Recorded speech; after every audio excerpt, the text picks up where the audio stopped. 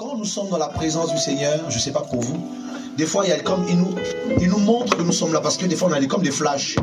Tu peux voir comme le trône, comme ses pieds, comme c'est pour te montrer que je suis là et tu es vraiment dans ma présence. Et ton cœur va s'exprimer devant le roi avec beaucoup de respect, beaucoup de déférence devant sa présence. Plus le Seigneur se révèle, plus tu t'effaces, plus ton cœur se brise. Parce que tu ne peux pas supporter cette flamme de feu. Elle est glorieuse. Elle détruit toute humanité en nous pour nous donner sa vie.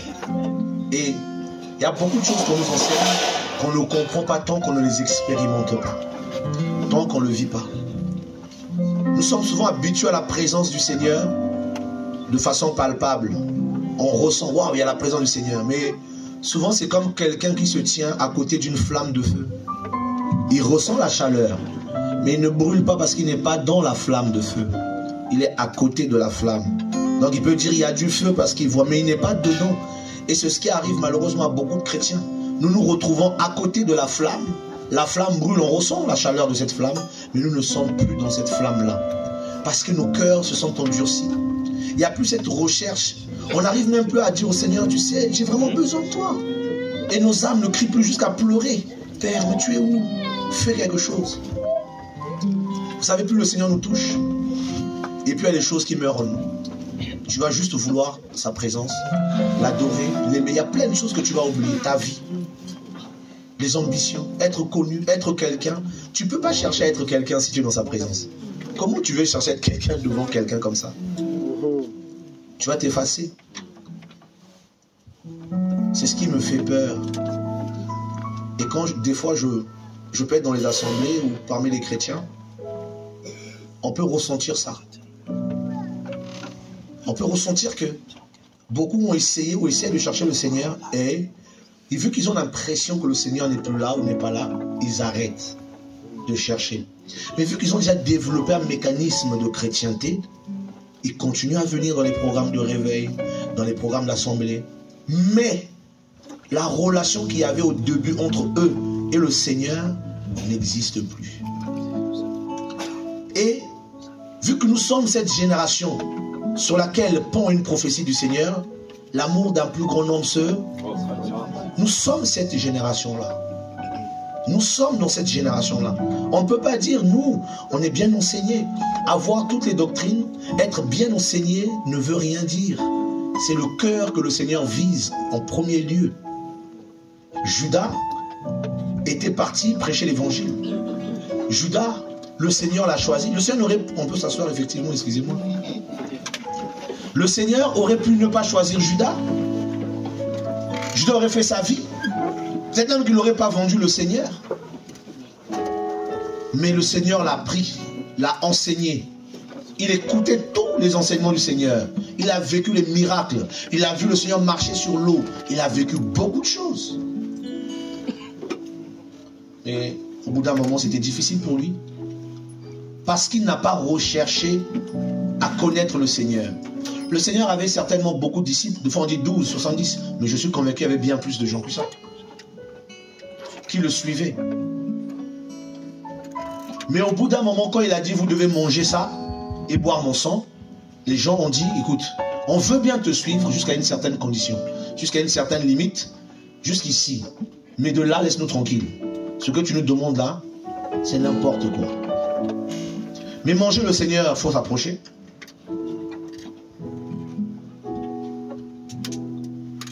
Comment les gens ont compris cette parole? Si je mange le Seigneur, je bois de son sang, ça veut dire il faut que je prenne la vie du Seigneur. Parce que la chair de quelqu'un, c'est sa vie. Son sang, c'est sa vie. Si vous prenez ma vie, vous serez mes disciples. Si vous avez la vie que j'ai, si vous la recevez en vous, je vous changerai. Je vous délivrerai. C'est de sa vie qu'il parlait. Mais les gens l'ont compris. Vous voyez? La vérité qui parle avec toute la vérité. Et les gens écoutaient, mais les gens ne comprenaient pas. Et regardez toutes les prophéties que le Seigneur nous donne.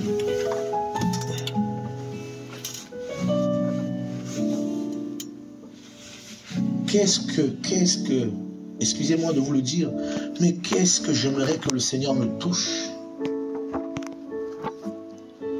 Qu'est-ce que j'aimerais ça? Qu'est-ce que j'aimerais ça? Je suis à un carrefour de ma vie où rien n'a d'importance pour moi, rien. Que d'être devant l'homme de Galilée. Rien n'a d'importance pour moi. Rien du tout.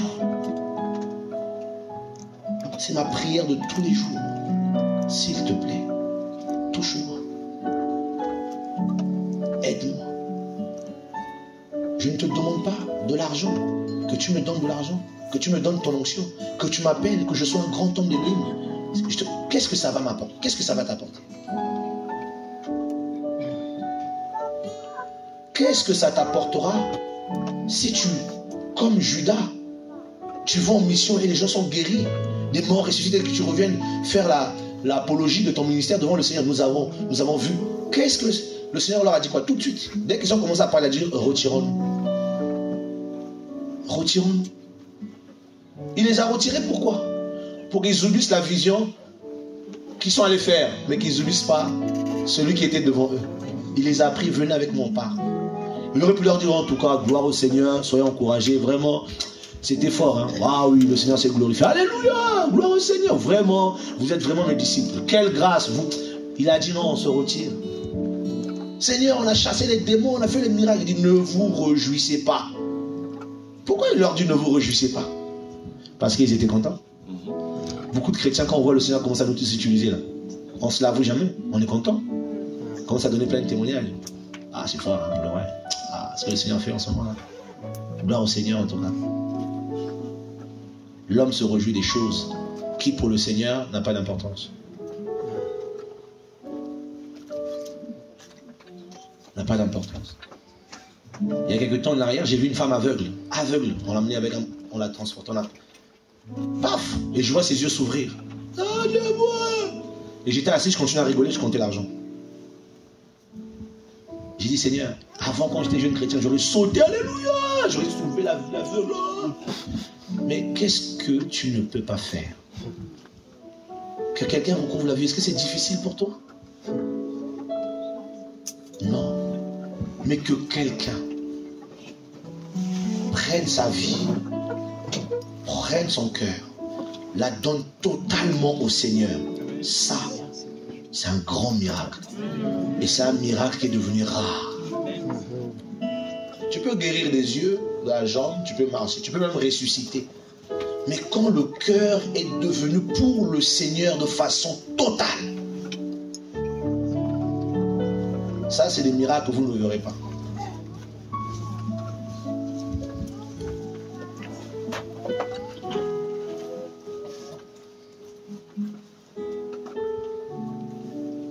Alors, nous sommes tellement focus sur beaucoup de choses, on a oublié l'importance. Et beaucoup diront, pourront me dire, oui frère, on n'a pas oublié Yahushua est le centre de notre vie. Des fois, on est très hypocrite. Pourquoi on se raconte des histoires à nous-mêmes? Comment savoir que Yahushua est toujours au centre de notre vie? C'est dans les petites choses. Quand il n'y a personne, quand personne ne voit. Dites aux gens, on va faire un programme, on va évangéliser. Il y aura du monde. Dites aux gens, on va faire un programme, on va prier. Alléluia, il y aura du monde. C'est tout s'ils entendent qu'il y aura la prière. Beaucoup de gens viennent à la prière parce qu'ils ont des besoins. Ils viennent par des besoins. Soit parce qu'ils ont besoin de guérison, de délivrance, ou parce qu'ils ont besoin de se sentir mieux.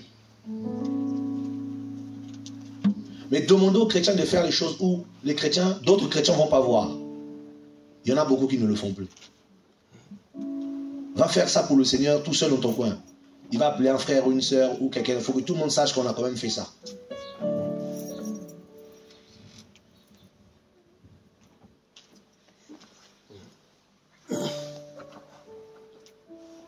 Un jour, je me rappelle, le Seigneur je me suis retrouvé devant le trône du Seigneur. Et je voyais des lumières. Le Seigneur m'a dit, tu vois ça? Eh bien, c'est les gens qui se retrouvent devant mon trône. J'imagine le nombre de chrétiens qui tu aurais pu croire vraiment à toute une constellation de lumière. Un monde de lumière en pagaille devant le trône du Seigneur. Il y avait très peu de lumière.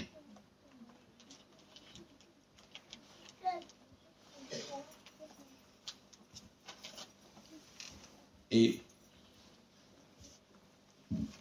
la recherche que les chrétiens doivent avoir, ce n'est pas une recherche de chercher à être là tout le temps. J'étais là. Oui, tu as vu, oui, j'étais là. Et le danger, c'est quoi? C'est de voir les choses que le Seigneur fait sans être été nous-mêmes touchés. Parce que c'est subtil. Sommes-nous mieux que les enfants d'Israël? Sommes-nous mieux que les premiers chrétiens? Non. Les enfants d'Israël ont vu la mer se lever, se séparer en deux. Et ils ont traversé. Vous imaginez le spectacle que c'est? C'est extraordinaire. Et ils ont vu une montagne fumante trembler, avec une nuée, des grêles, des tonnerres et une voix et des sons de la trompette. Ils ont dit à Moïse, Moïse, cette affaire a commencé avec toi. Vas-y. Ils l'ont poussé, vas-y, allez. Moïse, mais c'est pour vous qu'il est venu, non, il n'y a pas de souci. Qu'il parle à distance. Nous, on veut bien, mais qu'il parle à distance. Toi, c'est ton affaire, monte là-bas. Nous, on ne veut pas mourir. Si tu meurs, on va avoir à la fin pour ton cadavre. Et c'est l'image, et c'est ce que beaucoup de chrétiens font. Ils ne font pas mieux que les enfants d'Israël. Et le Seigneur dit ce qu'ils ont dit est bien. Pourquoi ce qu'ils ont dit est bien? Parce que le Seigneur, il n'y avait qu'une seule raison. Ce qu'ils ont dit est bon. Pourquoi? Parce que le Seigneur savait leur cœur. Et parce qu'eux-mêmes, de leur conscience, ils savaient qu'ils n'obéissaient pas au Seigneur. Et qu'ils savaient s'ils s'approchaient là-bas, ils mourront. Si on va être là, comment on est là? On va mourir. Ils vont nous tuer. Moïse, toi, vas-y. Parce que toi, ça fait quand même un moment que tu montes, tu le connais un peu mieux. Or, s'ils étaient sincères avec le Seigneur aurait dit, venez. À un certain niveau, quand on s'approche de la montagne et qu'on est plus sincère, c'est sa mort qu'on va chercher. Vous avez jamais remarqué ça? Au bout d'un moment, les gens montent après, pouf, ça pète. Plus tu t'approches, parce que le Seigneur, il va doucement, doucement avec nous. Il nous fait monter petit à petit. Et chaque fois qu'il fait monter, il y a comme des séparations comme ça.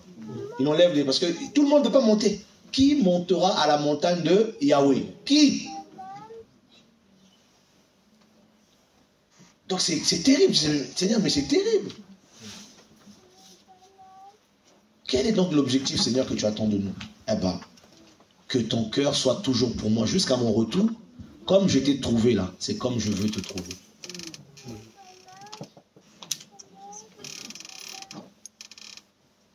Comme je t'ai touché, c'est comme ça que je veux te trouver. Quelqu'un dira, le niveau même de la consécration aujourd'hui a baissé. Il n'y a plus beaucoup de consécration. Nous sommes très distraits par la télévision, par YouTube, par nos téléphones, par les soucis, par tout ce qui se passe. Même le temps qu'on passait dans la présence du Seigneur est devenu aujourd'hui fractionné. On prie par simonie, on vient, bon Seigneur, merci pour ta grâce. Hein. Et même nos prières, c'est plus les prières qu'on faisait quand on priait au début. Quand on priait au début, c'était comme si on disait, Seigneur, vraiment descends aujourd'hui. Tout le monde voulait partir au ciel maintenant. Aujourd'hui, comme ça, on sait que tu reviens, mais calme-toi. On est fatigué, ça fait longtemps qu'on entend ça. Mais personne ne le dira comme ça. Mais dans la pratique de nos vies aujourd'hui, c'est devenu comme ça. Quand je rentre, je suis fatigué, je fais un peu ma vie, je me distrais un peu. Après, bon, conscience chrétienne oblige. Seigneur, merci pour ta grâce. Merci pour ta puissance. C'est toujours les mêmes mots. Merci pour ton onction. Merci parce que tu nous gardes. Merci pour ta lumière. On a développé maintenant. Et le danger, c'est que les gens qui connaissent la vérité, ils vont développer un christianisme mécanisé religieux. Ils sont pires. Parce qu'ils deviennent des pharisiens.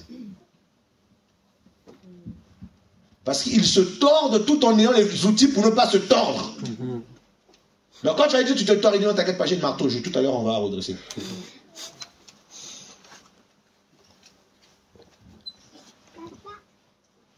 Cette recherche du Seigneur qu'on a beaucoup perdue. Aujourd'hui, on est beaucoup oppressé, vrai ou pas vrai? Il y a beaucoup d'oppression, les gens oppressés. Il y a des oppressions qui sont là parce qu'on n'est plus dans la présence du Seigneur. Il y a beaucoup de gens qui sont oppressés parce qu'ils ne sont plus dans sa présence. Donc l'oppression a pris beaucoup d'ampleur dans leur vie. Certains combats ont augmenté parce que beaucoup ne sont plus vraiment dans la présence du Seigneur. C'est devenu des prières flash. Tu peux prendre 30 minutes de prière flash, 30 minutes. Tu peux même prendre 1 heure de prière flash. Un jour, j'étais chez moi et je priais. J'ai commencé à lever mes mains. Seigneur, merci, je te bénis. Parce que tu es grand, ô puissant Elohim, roi de gloire, roi des cieux et de la terre. C'est toi qui fais. Et je suis parti. Oh mon elle, j'entends une voix, elle me dit hypocrite. Je me suis arrêté. Hypocrite. J'ai posé une question. Seigneur, je te prie et tu me dis hypocrite. Il m'a posé une question. Il m'a dit toutes tes paroles là, ton grandiloquent, tu es. Il m'a dit, est-ce que tu réalises chaque mot que tu sors? Est-ce que chaque parole que tu m'as sortie là est teintée de vérité? Est-ce que tu sais même de quoi tu parles? Je me suis arrêté, j'ai réfléchi, je lui ai dit non. J'ai dit, tu as raison. J'ai dit, je dis des bêtises. J'ai dit, c'est toutes ces années de vie chrétienne, j'ai développé un christianisme mécanisé maintenant. Donc même quand je te parle, je commence à te dire, c'est comme si tu venais comme un fou. Il vient, et le Seigneur t'attend, il te regarde. Il attend au moment où tu vas disposer ton cœur pour que lui et toi discuter de façon concrète. Mais vu que tu es parti dans un monologue, des diatribes, surtout quand c'est par langue, puis tu sais pas ce que tu racontes. Frère, ça va, je parle en mystère. Et lui, il comprend. L'esprit intercédera. Oh, je parle par des soupirs inexprimables. Oui, mais il y a des moments où c'est pas besoin de soupir. Le Seigneur veut, il veut nous. Viens d'abord un peu, viens.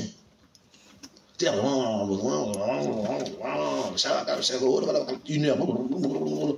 Et même des fois, même quand tu finis de prier, si tu es sincère, il n'y a rien. Tu n'as rien entendu, tu n'as rien vu, tu n'as rien reçu, tu n'as rien. Et puis même des fois, on décide de finir quoi? Tu ne vas pas regarder la montre comme ça, mais dans ta tête, tu calcules déjà. Tu sais ton quota. Quand tu atteins ton quota que tu donnes au Seigneur, là, genre 1 heure, 30 minutes, 20 minutes, tu sais dans ton esprit, tu sais. À un moment, tu sais là que le Seigneur, merci. Fire, power, au nom de Yeshua, garde-moi. Des prières bateaux, des prières conçues dans la religiosité de nos cœurs, l'habitude. Garde-moi, fortifie-moi. Seigneur, garde-moi, garde-moi. Mais tu n'as pas besoin de lui dire garde-toi qui te garde déjà. Il ne nous garde pas parce qu'on lui dit garde-nous. Il nous garde parce qu'il est fidèle. Amen. Et il nous garde parce qu'il est responsable. Protège-moi comme s'il ne te protégeait pas. Seigneur, protège-moi. Protège-moi. Mais il te protège déjà. Seigneur, sanctifie-moi. Mais qui il nous sanctifie. Donc le Seigneur, il ne nous sanctifie pas. Un autre témoignage, il y a quelques jours, il y a quelques mois, même pas quelques jours, il n'y a pas très longtemps, le Seigneur m'a dit, loue une salle, organise un programme. J'ai dit, ok. J'ai organisé le programme. Maintenant, quand je prêche, je suis stressé. Avant, je n'étais pas stressé. Maintenant, j'ai du stress. Alors, je me lève le matin, je suis stressé. Je dis, mais les gens, là, qu'est-ce que je vais leur dire? Je commence à prier. Donc, j'essaie de prier, mais je vois que je n'arrive pas. Seigneur, et j'entends le Seigneur me dire, je n'ai pas besoin de ta prière. Mon œuvre est parfaite. J'ai dit, mais là, je prie pour ma vie. Donc, le plus important, c'est ma relation avec toi. Bah oui. Tu me dis d'aller organiser un programme, c'est que tu as déjà un plan. Parce que pourquoi tu me demandes? C'est que moi, dans ma religiosité, je me dis, frère, prépare-toi dans la prière pour que ça détonne. Il faut que tu sois un canal propre. Mais le Seigneur n'est pas fou. Il t'a dit, va faire ce qui va te donner tous les moyens nécessaires pour que tu ailles faire ce qu'il t'a dit de faire. Mais nous, le matin d'abord, si c'est lui-même qui te dit, lève-toi et prie, oui. Pour telle chose. Des fois, nous, on commence à... C'est comme si le Seigneur était irresponsable. Il te dit, va sur la montagne. Et tu arrives sur la montagne, il y a plein de lions. Toi, tu dis, oh, mais Seigneur, mais il y a des lions. Tu n'avais pas vu, Seigneur, qu'il y avait des lions? Je fais demi-tour. Mais si tu arrives sur une montagne, le Seigneur t'a dit, va là-bas. Et que tu arrives, tu vois des lions, qu'est-ce que tu fais? Tu dis, bon, Elohim m'a envoyé ici, il y a des lions. C'est que lui, ici, il savait qu'il y avait des lions. Mais vu qu'il est Elohim, c'est qu'il a prévu aussi de me ouvrir un petit chemin là, pour que ces lions-là ne me croquent pas. Oh, on y va. Et si tu y vas par la foi, comme si tu vas, les lions eux-mêmes, quand ils vont te voir, les lions vont dire, celui-là, là, il est fou. Il nous a vus, et il vient quand même. Et vous allez voir, les lions vont se pousser. Ils vont dire l'assurance à laquelle il vient là. Lui, il n'est pas normal. Il y a quelque chose qui l'anime. Eux aussi vont douter, mais non. Ils vont commencer à douter. Si on charge, peut-être qu'il a une arme, peut-être qu'il a un truc, et ils vont s'écarter. Et les chrétiens ont perdu beaucoup de choses. On fait les choses par mécanisme, par... Donc on a perdu beaucoup de choses. On a perdu beaucoup de choses. C'est parce que on a perdu cette simplicité, ce cœur que le Seigneur nous avait donné au début, lorsqu'on venait simplement. Maintenant, même lorsqu'on vient, on calcule même le temps dans nos pensées. Bon, Seigneur, j'ai 1 heure. On y va. Et c'est même pas le Seigneur qui parle, c'est toi. Alors tu sais, le Seigneur, j'ai été au travail. Le Seigneur attend. En fait, tu sais que j'ai des choses à te révéler par rapport à ta vie. Laisse d'abord ces trucs-là. Écoute d'abord parce qu'il faut que je me soulage la conscience. Le Seigneur n'est pas un psychologue. Alors, il veut une relation, mais nous, nos prières là sont devenues mécaniques, mécanisées. Il n'y a plus de sincérité. Et d'autres même ne prient plus. Ils se nourrissent des réunions de réveil. Ils se nourrissent de ça. Parce qu'ils savent qu'ils n'ont plus la présence du Seigneur dans leur vie. Ils viennent là parce qu'ils disent, bon, au moins, là-bas, il y a... Hein? Vous savez comment c'est? Ce sont les chrétiens qui viennent le plus ils attendent que l'ange secoue d'abord. Quand l'ange secoue là, toi tu veux plonger, un autre avait plongé avant toi. Maintenant quand il y a des prophéties, vous avez 15 personnes qui se bagarrent la même prophétie. Ça c'est moi, amen, amen. Et l'autre là-bas il saisit, ah c'était pas pour moi. Ah Seigneur c'était pour... Je saisis par la foi. Beaucoup de chrétiens sont troublés. Parce que, frère, quand on arrive à ce niveau de trouble là, c'est qu'il y a un problème dans notre vie avec le Seigneur. Il y en a qui rigolent. Alléluia. On est troublé. Le Seigneur guérit quelqu'un. Toi tu dis, ah mais moi aussi le Seigneur c'est moi. Et quelqu'un se lève là-bas, ah. Donc on est combien? Enfin, les prédicateurs disent, bon venez seulement. On a beaucoup, c'est ce qui me fait peur. C'est ça ma peur. Je vous dis, le fait que je connais quelques doctrines, que je suis bien enseigné, c'est ça, en fait, ça me fait peur. Seigneur, mais en fait, avec tout ces biens que tu nous donnes, on peut te perdre. Parce que c'est fragile notre relation avec toi. On peut te perdre. On peut perdre ton règne dans nos vies. Et le Seigneur m'a enseigné, il m'a dit, quand quelqu'un néglige le Seigneur le frappe. Il n'a pas besoin de tomber dans l'adultère. La négligence seulement du Seigneur. Quand tu commences à le négliger, il va t'avertir 1 fois, 2 fois. Et puis il se retire. Hein. Quand tu pries, il ne te parle plus, il ne te calcule plus. Tu sens que ça devient... Mais vu que les chrétiens sont têtus, parce que si j'arrête de prier, là, les démons vont me finir, je vais tomber dans le péché, je vais mourir, ils vont continuer à faire de... Au lieu d'être sincères pour s'asseoir, pour dire, Père, qu'est-ce qui ne va pas? Je sens dans ma vie chrétienne que je force. C'est moi, j'ai l'impression que c'est moi qui commence à forcer. Les sorciers savent qui ils sont. Ils sont conscients de leur sorcellerie. Vrai ou pas vrai? Ils sont conscients. Quelqu'un me dira, c'est quoi, dans cette semaine, au moins 2 fois, quelqu'un m'a parlé de ça, me dit, ouais, mais qu'est-ce qui nous prouve que nous sommes vraiment du Seigneur? Et que je ne suis pas de livret. Mais qu'est-ce qui prouve à un noir qu'il est noir et à un blanc qu'il est blanc? Mais ils se regardent. Il n'y a que les chrétiens qui doutent de qui ils sont. C'est quand même bizarre. J'ai dit, les enfants de Satan savent qui ils sont. Tu verras jamais un enfant de Satan dire, mais est-ce que je suis vraiment un enfant de Satan? Est-ce que je ne suis pas un enfant du Seigneur en réalité? Non, ils savent. Ils savent. Mais il n'y a que les... Vous voyez le niveau qu'on a atteint? Tu as des chrétiens qui prient depuis longtemps. Est-ce que je ne suis pas de livret vraiment? Est-ce que je suis vraiment du Seigneur? Frère, réponds-moi. Il dit, frère, regarde à ta vie. Regarde à ta vie. Prends ta vie et regarde. Si tu es dans des histoires bizarres et que depuis des années, tu es livré. Mais si dans ton cœur, tu veux le Seigneur, tu cherches, malgré tes faiblesses, tu te bagarres, malgré tes erreurs, tu dis non, non, non. C'est que quelque part, là, tu cherches la vérité.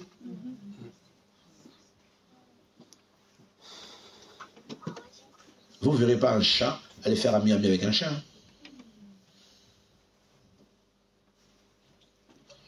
Même les oiseaux qui sont nombreux, ils volent tous sur le même ciel.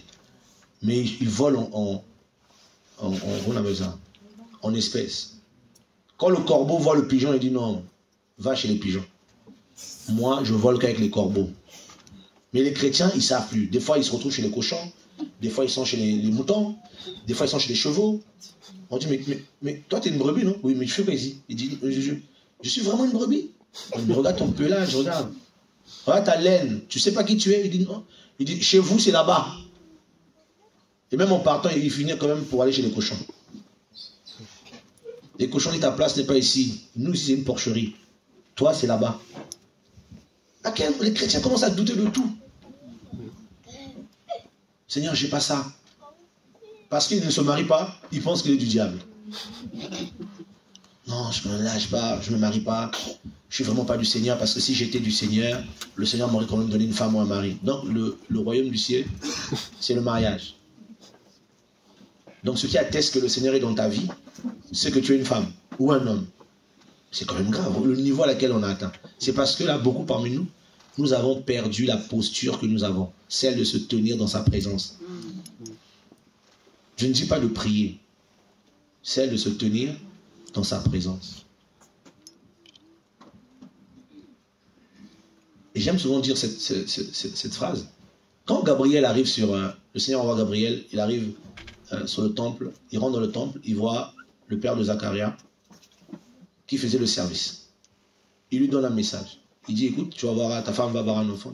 L'ange aurait pu aller voir la femme, comme l'a fait avec Marie. L'ange n'était pas allé voir Joseph. Mais lui, il s'est dit, bon, lui, il faut aller le voir. L'ange lui parle. Il est dans le temple. Il faisait le service, c'était son jour de service. Donc il était sacrificateur. Un ange t'apparaît. Un ange te donne un message. Tu as quand même le courage de douter. Vous ne trouvez pas que c'est gros? C'est gros, hein? C'est quand même gros. Tu es en train de faire le service dans le temple. Et les enfants d'Israël ne jouaient pas avec le temple. C'était saint. Et regardez quand il sort du temple, il ne parle pas. C'est le peuple qui était dehors qui a compris qu'il a dû avoir une vision dans le temple. Ils ont compris tout de suite. Le gars, comment il sort là? Elohim a dit. Donc le peuple savait que le temple était quelque chose ou quelque part où pouvait se passer des choses terribles liées au Seigneur Elohim tout de suite. Ils ont compris. Mais lui, Gabriel, donc, mais c'est compliqué. Lorsqu'on est à la bonne place et qu'on devient endurci, incrédule, c'est pire que tout. Lorsqu'on a les bons enseignements et qu'on s'endurcit quand même, c'est pire que tout. Je suis Gabriel, ta femme va... Il écoute. Gabriel lui dit, tu doutes? Parce que Gabriel a vu qu'il doutait. Et Gabriel lui a sorti une phrase magnifique que j'aime. Oh, cette phrase est magnifique. Il lui a dit, je suis Gabriel. Moi, quand je lis cette phrase, je dis, mais alors, tu es Gabriel? Moi, je suis Zacharie. C'est quoi la différence? Gabriel est serviteur du Seigneur, Zacharie dit, moi aussi. Regarde là où on est. C'est pas le temple de Yahweh, ça?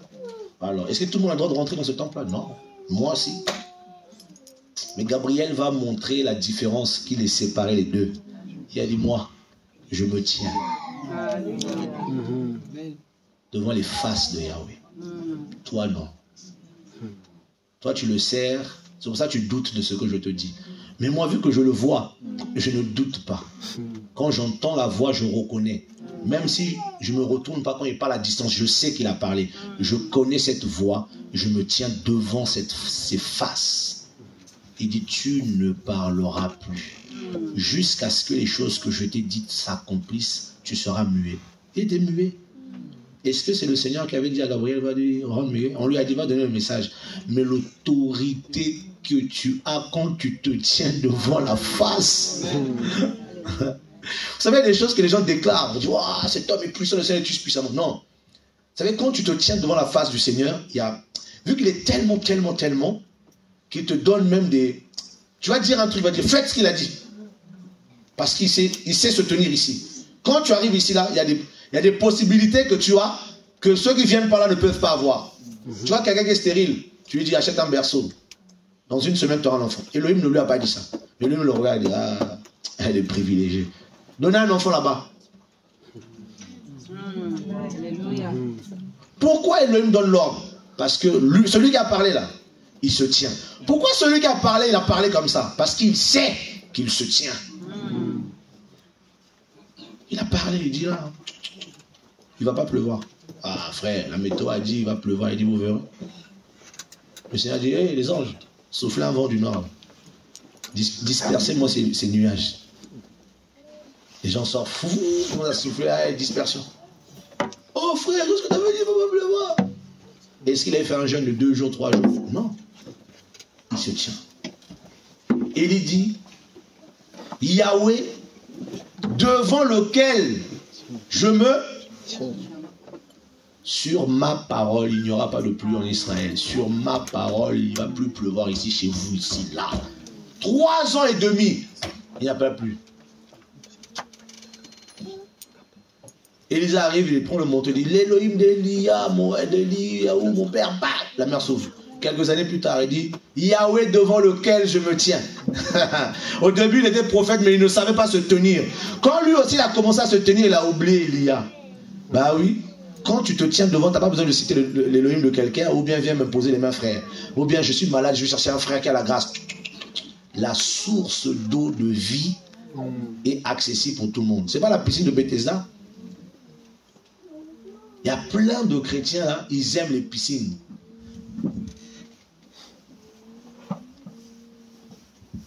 Quand un ange vient, ils sont là. Ah, l'ange va parler, il va secouer l'eau là. Tout le monde plonge, mais il plonge pour 2 jours. Tout le monde est choqué, interpellé. Waouh, Seigneur, tu nous as... 2, 3, 4 jours après, là. La même maladie recommence. L'ange secoue encore, plonge encore à fois. Et même ils ont 12 000 à plonger. Ils sortent, oh, alléluia. Ah, c'était fort aujourd'hui, frère. L'Esprit nous a interpellés. Gloire au Seigneur. 2, 3, 4 jours après, là. Les oiseaux du ciel, tout est parti. Satan dit, donnez-lui les factures. La banque, là, envoyez. Dépression. Oh non, mais non, l'essence a augmenté, tout ça, 2 euros l'essence, n'importe quoi, mon budget a explosé, tout ça, machin, j'arrive plus à vivre. Seigneur, frère, on arrive, hein, on est nous aussi en Afrique, on arrive. Bon, à cause de l'essence qui a augmenté de 2 euros, tu vas partir en Afrique. Nous aussi, l'essence a augmenté. Vous avez oublié que les raffineries, c'est ici.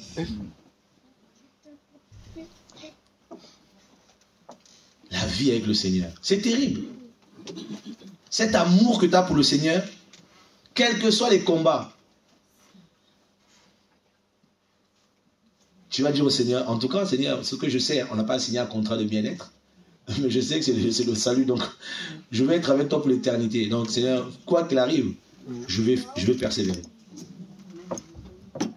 Et quand tu pries, tu viens plus pour prier en pagaille. Mais tu es poussé par un désir d'être en communion avec le Saint-Esprit. Avec le Seigneur. Papa, je viens devant toi. J'ai besoin de toi. Et là, l'Esprit descend sur toi. Tu rentres comme dans une présence bizarre. Et tu te sens... Waouh. Et là, Je vous donne un autre témoignage que le Seigneur m'a aidé. Malgré qu'il m'avait repris sur l'hypocrisie, la manière de prier n'importe comment. Et un jour, je priais encore, il m'a dit, tais-toi. Je me suis tué. Et une voix, j'entendais ma propre voix de mon âme qui sortait. Et je parlais au Seigneur. Waouh! J'ai dit au Seigneur, waouh, mais c'est magnifique ce que je dis là, c'est quoi ça? Il me dit là, c'est l'âme. En fait, il voulait entendre mon âme lui parler. Il fallait qu'il me demande de me taire, que mes pensées se taisent. On prie avec beaucoup de choses. Beaucoup de choses. Quand l'ennemi vient nous attaquer, l'ennemi est très intelligent. Des fois, nous, on méprise beaucoup Satan. Il est très intelligent. Quand il arrive, il observe. Il nous observe. Il sait où est-ce que nous en sommes avec le Seigneur. Il nous observe. Et lui, là, il est troublé. Ils vont augmenter la charge de tes troubles. Tu vas te troubler encore plus. Un frère fait une dépression. Dépression, il prie plus. Il pleurait. Un moment, le Seigneur lui ouvre les yeux et voit Satan. Satan assis juste à côté de lui sur son trône, il le regarde. Le frère s'est assis, il a commencé à prier, la dépression est finie. Elle a dit, bon, je vois que c'est compliqué. Si je me laisse partir dans cette dépression-là, le monsieur là, il a un charognard, il attend son cadavre. Il est là, il regarde. Tu vas mourir ou pas? Je suis juste à côté. Dès que tu tombes là sur moi, tout de suite je suis sur toi. Je mange même les os. Là tu t'assois tout de suite, tu prends conscience, tu dis, cette lutte-là, je ne vais pas abandonner.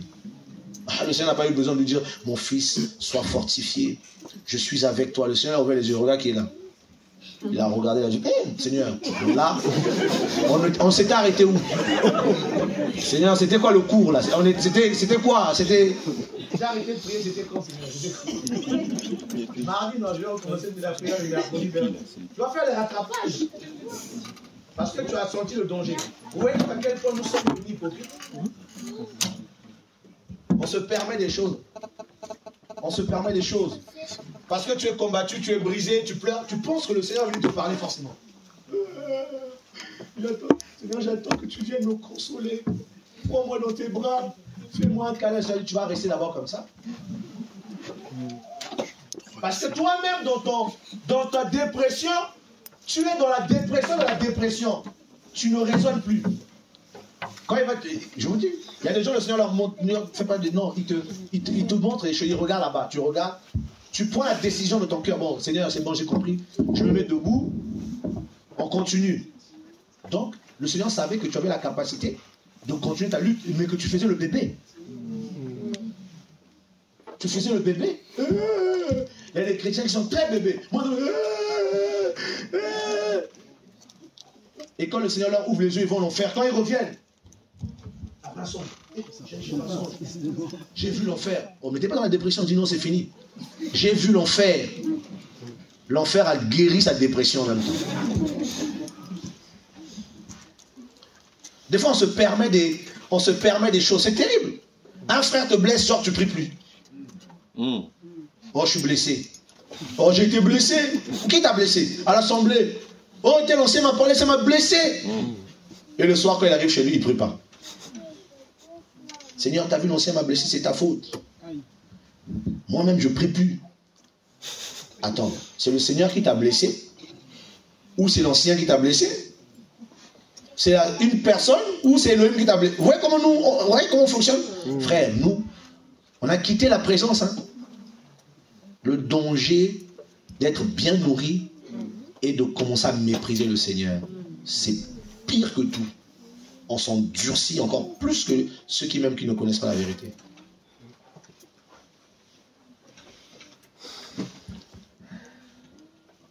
Oh non, Seigneur, telle sœur, elle m'a critiqué, elle m'a dit ça, elle m'a dit ça. Un jour, je pleurais. Je dis, Seigneur, regarde ce qu'on a dit sur moi. Je pleurais. J'étais blessé comme pas possible. À 3 h du matin, je dors, l'onction tombe sur moi, dans mon lit. J'ai sauté, j'ai couru dans mon sac. J'entends une voix autoritaire qui me crie dessus, me dit, orgueilleux. Il m'a dit, tu es qui, toi? Qu'on ne te critique pas? Tu es qui? Qu'on ne te calomnie pas? Toi, tu es qui? J'ai dit, je suis rien, Seigneur.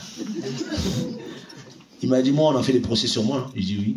Il m'a posé la question, est-ce que j'ai répondu? J'ai dit non. Et il a dit alors, orgueilleux. J'ai dit, Seigneur, j'ai compris. Je vais supporter. Je vais supporter. Bah oui. Quand tu es dans la présence du Seigneur, il va t'enseigner. Il te dira les choses. Des fois, il y a des choses que tu ne comprends pas. Moi, je ne comprends pas. Je lui pose la question, pourquoi il fait ça, lui? Pourquoi il dit ça? Il dit non, en fait, ça, c'est parce qu'il y a ça, parce qu'il y a ça. Ah, d'accord. Ok. Il t'explique. Si on se tenait dans la présence, il n'y aura pas de confusion. Il n'y aura pas de confusion. Non, vous avez remis le nom de Yehoshua, n'importe quoi, tout ça. Et donc on disait Jésus, ça ne suffisait pas, tout ça, machin. Et tu sais qu'on a basculé de Yehoshua à Jésus. À la base, on avait basculé dedans. Tu n'étais peut-être pas né, mais on avait basculé dedans. Les premiers chrétiens, là, s'ils reviennent, ils viennent trouver Jésus, ils vont dire, Jésus, c'est qui? Il a dit, ah, vous n'étiez plus là, les gars. On a basculé. Et qu'au temps de la fin, avant que le retour du Mashiach arrive et que le Seigneur a dit qu'il viendra restaurer une église sans tache, ni ride, ni rien de semblable, et que nous sommes censés, dans notre génération, vivre que la connaissance doit augmenter, mais il faut restaurer les choses. Mais si la connaissance doit augmenter, dans le mot connaissance, c'est à savoir. Donc les gens doivent savoir. Savoir quoi? La vérité qui rend libre. Donc on rebascule dans l'ancienneté de la vérité. Il est au choix. Mais il y a des gens qui sont tout... Même leur intelligence naturelle n'est plus capable. Vous devenez comme des animaux sauvages. On fait le Seigneur permet qu'il y ait une Bible, la Bible. En plus, on l'a gratuitement. On la paie. Avant, les Bibles, c'est 30 €, frère. Nous, on était jeunes, on a acheté des Bibles à Paris, 30 €. Si les parents ne te donnent pas, tu fais comment? Une Bible gratuitement, la Bible. D'autres vont dire non, il y a marqué la Bible. Vous avez vu, c'est la Bible. Déjà, ça ne s'écrit pas pareil. Déjà, la Bible est une abréviation. Mais vous voyez le niveau des gens, mais ils savent beaucoup de choses, des vérités de la Bible. Mais ils ont perdu la relation avec le Seigneur. Donc, même l'intelligence ne fonctionne plus. C'est grave. C'est très grave.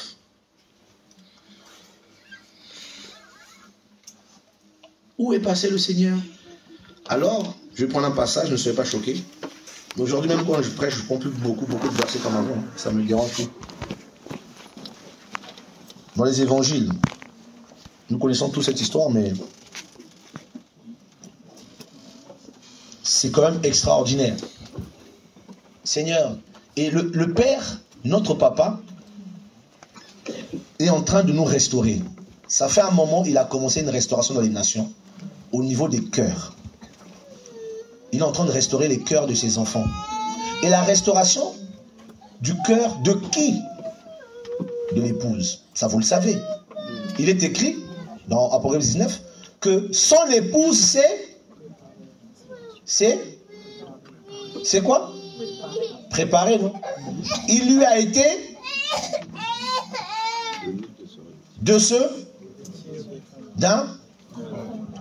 dans cette phrase-là, il y a un problème. On dit que l'épouse s'est préparée.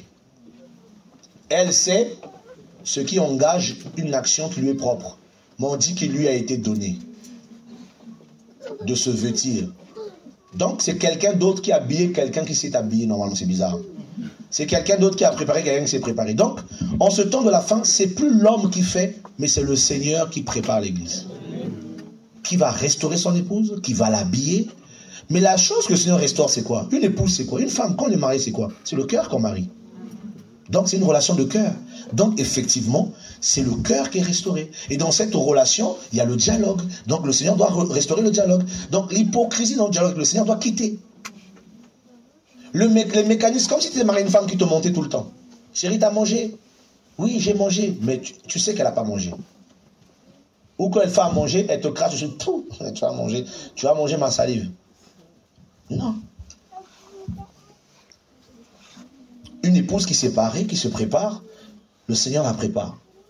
Et croyez-moi, mes frères et sœurs, je vous dis la vérité au nom de Yeshua. Beaucoup parmi nous sommes tombés parce qu'on a voulu des grandes choses. Alors que c'est par le fondement qu'il fallait commencer. On a voulu des appels. Frère, le Seigneur t'appelle à quoi? Moi, je suis un prophète. Hein. Il y en a, c'est des prophètes qui les intéressent.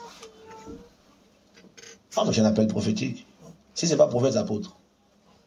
Ah, c'est l'apostolat. Hein. Des malades, des gens qui ne comprennent. On était fous. Hein. Je me dis, mais Seigneur, on était vraiment fous. Et les gens même qui nous posaient des questions comme ça, ils nous jetaient dans quoi? Vous dites à des gens qui ne connaissent même pas le Seigneur, vous leur dites la voie à suivre, c'est celle-là. Des prophètes et des apôtres qui ne connaissent même pas le véritable apôtre, le véritable prophète. Vous les dirigez tout de suite comme ça. Et au lieu d'aller d'abord comme ça. Et 5 ans, 10 ans, 15 ans plus tard, c'est des chaos, des chaos. C'est comme un système démoniaque que Satan a mis en place pour détruire les personnes. Parce que c'est une épouse qui ne sait pas qu'elle épouse, donc elle ne se prépare pas, elle ne se part pas. Elle est partie, fini. Tu vas servir quelqu'un que tu ne connais pas. Oui, tu as les versets, tu as la connaissance, tout ça, mais tu n'as pas le poids de l'âme. Et quand ça va chauffer, tu ne sauras pas être fidèle parce que tu ne connais pas. Tu vas être fidèle à qui? Fidèle à un homme que tu ne connais pas. Avec qui tu n'as aucune relation. Tu ne peux pas être fidèle à quelqu'un que tu ne connais pas. Le Seigneur choisit 12 disciples dans Marc. Il dit, il en a choisi 12 pour être toujours avec lui. Quand ils allaient en mission, il disait, retirons-nous. Chaque fois, il les emmenait avec lui. Dès qu'ils se glorifiaient de ce que le Seigneur faisait, il disait, ne vous réjouissez pas de ça. Vos noms sont écrits. Réjouissez-vous de ça. Et cet homme ici, le verset 1er de Jean 3, mais il y avait un homme d'entre les pharisiens, du nom de Nicodémos, un des chefs des Juifs. Celui-ci vint de nuit vers Yehoshua et lui dit, Rabbi, nous savons que tu es un docteur venu d'Élohim, car personne ne peut produire les signes que toi tu produis, à moins qu'Élohim ne soit avec lui. Yehoshua répondit et lui dit, Amen, Amen, je te le dis, à moins que quelqu'un ne soit engendré d'en haut, il ne peut voir le royaume d'Élohim. Nicodémos lui dit, comment un être humain peut-il engendrer quand il est vieux? Peut-il être engendré quand il est vieux? Peut-il une seconde fois entrer dans le ventre de sa mère et être engendré? Yehoshua répondit, Amen, Amen, je te le dis, à moins que quelqu'un ne soit engendré d'eau et d'esprit, il ne peut entrer dans le royaume d'Élohim. Ce qui a été engendré de la chair est chair, et ce qui a été engendré de l'esprit est esprit. Ne t'étonne pas de ce que je t'ai dit. Il faut que vous soyez engendrés d'en haut. Le vent souffle où il veut, et tu en entends le bruit, mais tu ne sais pas d'où il vient ni où il va. Ainsi en est-il de quiconque a été engendré de l'esprit. Nicodémos répondit et lui dit, comment ces choses peuvent-elles se faire? Yehoshua répondit et lui dit, tu es le docteur d'Israël et tu ne connais pas ces choses. C'est difficile, hein?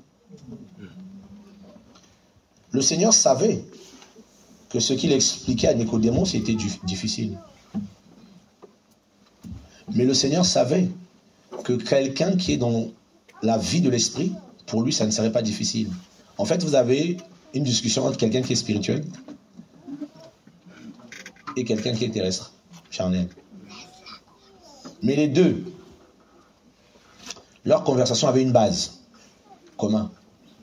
C'est que les deux connaissaient la Torah. Le Seigneur est la parole. Nicodémos est docteur. Il connaît la parole. Et quand il vient voir le Seigneur, parce que je crois que c'était hier, cette pensée m'est venue et j'étais en train de méditer. Et je me disais, mais Nicodémos, ce qui veut dire victorieux du peuple, son nom veut dire victorieux du peuple. Je me suis dit, ça ne devait pas être son prénom. Ça devait être un sobriquet, comme les Juifs aimaient donner à cette époque-là. Ils donnaient des sobriquets aux gens. Parce que, si vous lisez bien, il était un des chefs des Juifs. Le nom ici, il est en grec. À moins qu'il soit helléniste. Donc, s'il était chef des Juifs, son nom devait être en hébreu. Mais il porte Nicodémos. Nico, victorieux du peuple. Donc, c'est quelqu'un qui était estimé par le peuple. Et le Seigneur atteste ce que je vais dire là, parce que le Seigneur lui dit, tu es docteur d'Israël. Donc Israël connaissait Nicodémos. C'était quelqu'un de connu. Mais Nicodémos dit au Seigneur, mais, Rabbi, vous avez ici deux rabbis, hein? Ah oui. Le Seigneur était aussi un rabbi. Nicodémos était un rabbi. C'est ce que les Juifs appellent des raves, des docteurs. Vous avez deux raves. On a deux raves ici. Deux rabbis. Mais l'autre rabbi reconnaît chez l'autre. Il dit rabbi. Il dit non, rabbi. Je ne suis pas bête. Je ne suis pas un enfant. Je connais la Torah. Ce que tu fais, c'est pas possible. C'est pas possible. Je veux bien que les autres te critiquent. Mais non, au bout d'un moment, il faut être sincère. Personne ne peut faire ce que tu fais si ce n'est pas par Elohim. Moi, je sais ça. Donc, quelque part, Nicodémos était quelqu'un de sincère. En plus, il est venu la nuit. Parce qu'il avait peur qu'on attaque. Il a dit, moi, je n'ai pas de problème. Je vais aller la nuit.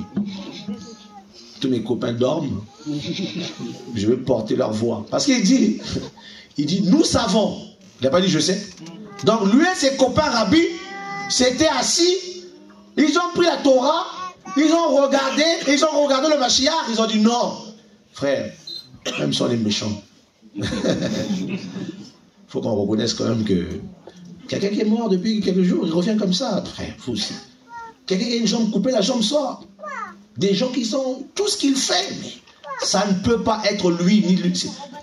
Parce que lui, il s'était basé sur la Torah. Il avait compris. Lui et ses copains, ils ont compris. Il dit, les gars, moi je vais aller pour vous. Le soir, il est venu. Tranquillement pour voir que Israël ne voit pas. Parce qu'il est docteur d'Israël. Il ne faut pas qu'Israël voit. Donc, monsieur a dit, réfléchissez, je vais ouvertement. Beaucoup de gens peuvent. Donc je vais aller la nuit pour aller questionner d'abord l'affaire en question. Et le Seigneur lui pose une question. Si un homme... Parce que quand après qu'il parle, le Seigneur dit Amen, Amen. Si un homme ne naît d'en haut, il ne peut voir le royaume d'Élohim. Oh, j'aime la réponse du Seigneur. Ah, j'aime la réponse du Seigneur. Il vient voir le Seigneur parce qu'il est impacté par les miracles. Comme beaucoup. Ah, il y a le feu là-bas, frère. Oh, c'est terrible. Oh, il est puissamment utilisé. Des miracles, des guérisons. C'est terrible. Alors ils viennent. Le Seigneur aurait pu lui dire, frère, assieds-toi là, on va te former. Tu vas recevoir la formation. On va t'imposer les mains. Le Seigneur, il lui dit non. Il dit, tout ce que tu as vu, c'est rien ça. Mais si quelqu'un ne naît d'eau et d'esprit, il ne peut voir le royaume. Seigneur, on veut te parler des miracles, tu présentes le royaume. Bah oui. Parce que si je te présente le royaume, tu sauras qui est dans le royaume. Et tu auras les informations. Ceux qui vivent en France, là, c'est pas tout le monde qui connaît la constitution de la France. Hein. Vous avez beaucoup de Français qui ne savent même pas ce que c'est. Mais les députés, là, quand on les élus, ils ne savent même pas. Ils sont obligés d'aller prendre, on leur donne des livres de constitution. Ils commencent à lire pour apprendre les articles. Parce qu'il faut qu'ils aillent débattre à l'Assemblée nationale. Tu es obligé d'apprendre maintenant. Là, je suis obligé. Les sénateurs, eux, ils sont calés dans ça. Pourquoi? Parce qu'ils commencent à occuper des fonctions dans leur pays qui les obligent à connaître ça. Donc quand tu es... Le Seigneur nous dit, ça là, c'est parce que tu n'es pas dans le royaume que tu ne comprends pas. Si tu étais vraiment un enfant du Seigneur, tu aurais compris. Tu ne me poserais pas ces questions-là. C'est ce qu'il veut nous dire.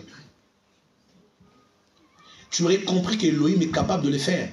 Tu aurais compris que la miséricorde du Seigneur, et tu aurais compris pourquoi ces choses se font. Donc tu dois naître d'en haut pour avoir l'intelligence spirituelle. Et même les apôtres ne l'avaient pas. Tout le temps, il leur disait, vous aussi, manquez-vous encore d'intelligence. Donc il y a des choses que le Seigneur, pour lui, il estime que tu dois comprendre. Et il ne te parlera pas à cause de ça. Tu vas jeûner, prier, Seigneur, parle-moi. Il estime que tu dois prendre tes responsabilités parce que tu as la parole.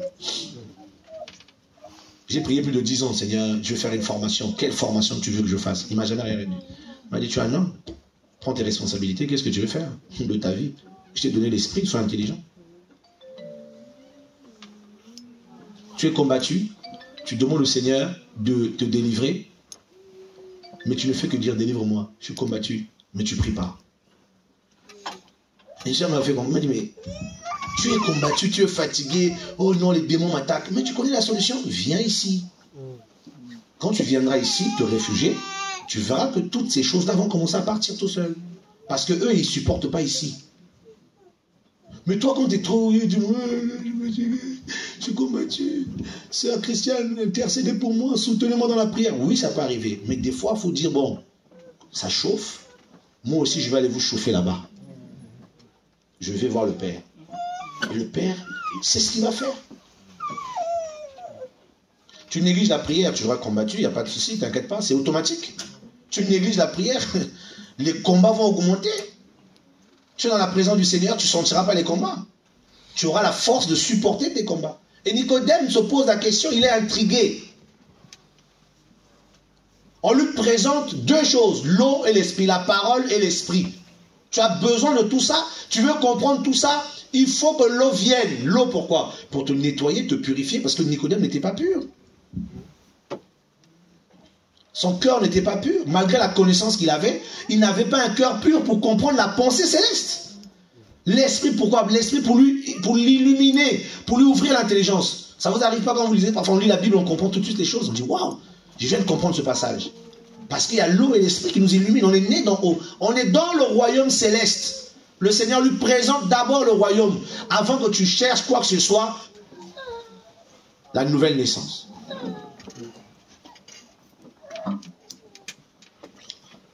Dans notre génération, il y a beaucoup de docteurs, beaucoup de prophètes, mais qui ne sont jamais passés par la nouvelle naissance.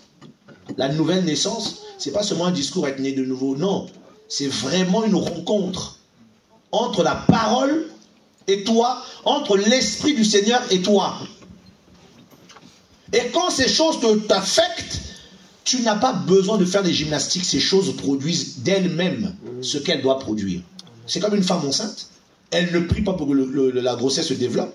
Ça ne marche pas. Dès que tu es fécondé, c'est fini. Il y a un mécanisme qui s'enclenche. Le Seigneur, c'est pareil. Dès qu'il nous touche, il sait qu'il a touché quelqu'un. Il sait que cette personne doit grandir. Donc, il prend ses responsabilités. Et la personne grandit. Mais la personne a aussi le pouvoir de dire « je ne veux plus grandir ». Prenez un arbre. Vous mettez une graine sous le sol, il pousse, vrai ou pas vrai? Et après, vous l'enlevez, vous dites « bon, tu vas pousser dans le vide ». Il poussera? Non, il a besoin du sol pour pousser. Et nous, c'est la même chose. C'est la même chose. On a besoin du règne du Seigneur. Satan est parti, il a tout pris. Toute la force qu'il avait, la gloire qu'il avait parti avec. Mais il n'est pas parti avec le règne. Le Seigneur ne va pas être... Non, il n'a pas de règne. Le règne du Seigneur n'est pas sur lui. Donc, il fait n'importe quoi. Nicodème, c'est les miracles qui t'intéressent? Moi, je te présente d'abord le royaume. On sait. Tu viens du Seigneur, tu as un homme d'Élohim, tout ça, on a compris. Mais il leur dit, ne t'arrête pas à ça, c'est peu de choses. Et monsieur dit, non, mais est-ce que je dois encore aller rentrer dans le ventre de ma mère pour naître en... Vous voyez le danger? Il est docteur d'Israël. Mais il prend la même parole, mais il parle dans l'homme, dans l'humain. Il dit, je dois encore aller rentrer dans le ventre de ma mère. Mais toi aussi, tu as plus de 40 ans. Même à sa place, même j'aurais même eu honte de dire ça devant le Seigneur. Limite, il fallait même se taire seulement. Donc je dois encore aller rentrer encore dans le ventre de ma mère pour naître. Le Seigneur dit, mais toi vraiment. Il lui répète ça pour la deuxième fois. C'est un homme né d'eau et d'esprit.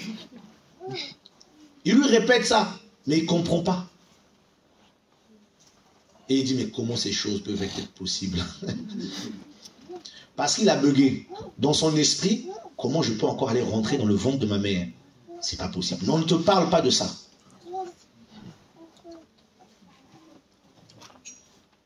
Et le Seigneur dit, tu es docteur et tu ne connais pas ces choses. Pourquoi t'étonnes-tu? Eh bien, vous voyez, Nicodémos, c'est l'image de beaucoup de chrétiens qui connaissent la Torah, mais qui ont perdu la relation avec le Seigneur. Donc, ils sont devenus incapables de saisir la pensée du royaume. Et ils la combattent. Beaucoup ne sont pas forcément des gens méchants, genre haineux, en disant, on va vous tuer, vous allez voir là. Non. Ils ont juste perdu la connexion. Et vu qu'ils l'ont perdu, ils deviennent comme Nicodème. Ils ont la Torah. Hein. Ils auraient pu aller en débat avec le Seigneur. Nicodème aurait pris... Il connaissait tous ces versets-là. Mais est-ce que le Seigneur l'a emmené dans les versets? Non.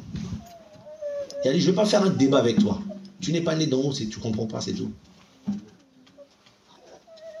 Le royaume, le Père Céleste ne t'a pas rencontré. Tu ne comprends pas. Tu as coupé les ponts avec le Seigneur, tu ne comprends pas. Tu as divorcé avec le Seigneur, tu ne comprends plus. Tu vas commencer à faire des choses et tu vas trouver normal. Il y a des chrétiens qui sont normaux. Quand tu leur parles, un chrétien qui prie, qui a prêché dans l'assemblée, qui va prendre des vidéos de lui dans sa voiture, en train de prier, en train de chanter, en train de louer, il met ça sur les réseaux sociaux.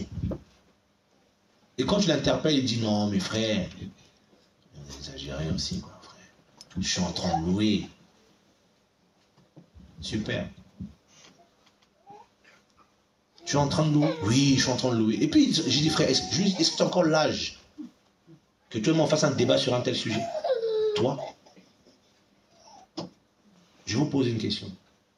Quelqu'un s'est déjà filmé dans sa chambre en train de dormir et l'a mis sur les réseaux sociaux? Quelqu'un a déjà fait ça ici? Ça m'étonnerait.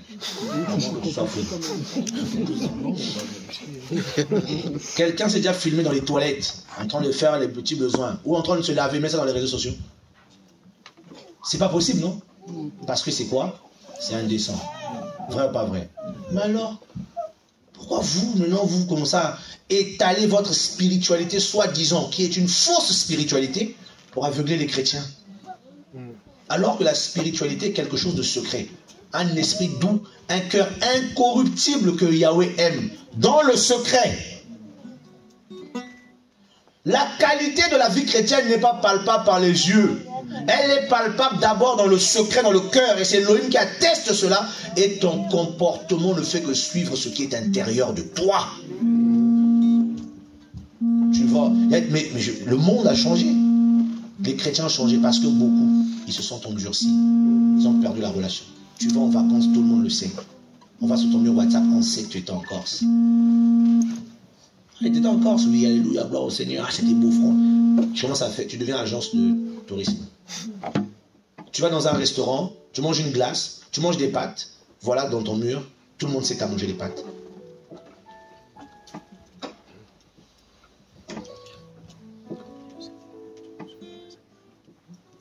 Tu achètes un vêtement qui coûte cher, tu veux que tout le monde le voit. Et le jour où tu le mets, tu vas changer de démarche. Le vêtement te possède.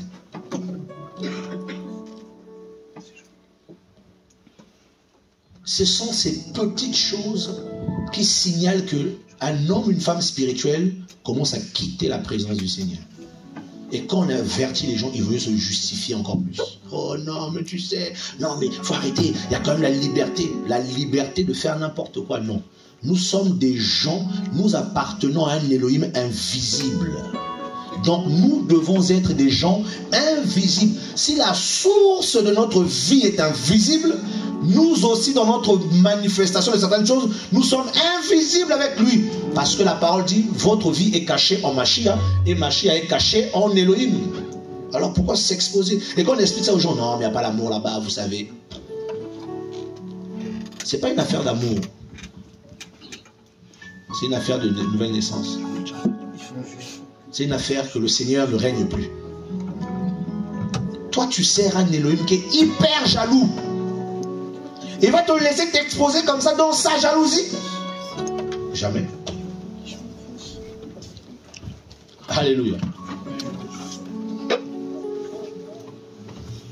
Nicodème, docteur victorieux pour le peuple, mais devant la parole, devant le Seigneur, il n'était rien.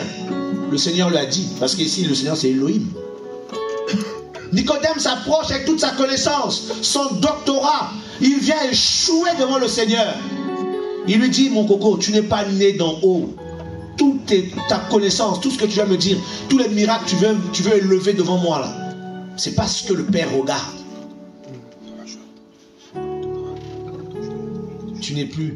Tu n'es pas dans sa présence, tu ne comprends pas, tu ne vois pas. Un homme entend le Seigneur. Il s'en va chasser les démons au nom du Seigneur. Il a juste entendu. Les apôtres le voient et disent, Seigneur, nous avons vu un homme qui chasse les démons en ton nom, mais il ne nous suit pas. On va l'arrêter. C'est un faux frère. Le Seigneur dit, mais vous êtes sérieux? Si quelqu'un n'est pas contre nous, mais c'est bien pour nous. Si quelqu'un fait la pub pour nous, même s'il ne nous suit pas, mais c'est bien pour nous. La parole est glorifiée. Non, il faut qu'il vienne la glorifier à côté de nous. Il faut qu'on voit. Il faut qu'on atteste que c'est bien. Comme ça, on le gère. C'est fini. Le gars est contrôlé. Ah, bon. Et le demain, il change de langage. Il devient comme tout le monde. Il prie comme tout le monde. Il y a même des frères qui prient différemment des autres frères, mais ils sont gênés quand tout le monde est là. Rakamassak, il y en a qui poussent les murs. Il y en a qui tapent le pied au sol. Non, lui, il ne sait plus où se mettre. Il ne comprend plus. Il dit, mais ici, on est où? Chacun pousse l'autre là-bas par lui, il crie fort. Lui, il tape le mur. Lui aussi, il ne comprend pas. Il commence à taper le mur seulement. Oh, Seigneur. Seigneur. Et le lendemain, vous revenez un mois plus tard, il tape tout le temps les murs. On l'a appris à taper les murs. Mais au début, sa nature véritable n'était pas taper les murs. Il a été enseigné par les hommes. Chaque pierre est précieuse et chaque pierre est différente. Et chaque pierre porte une nom différente. Nous ne pouvons pas tous être pareils.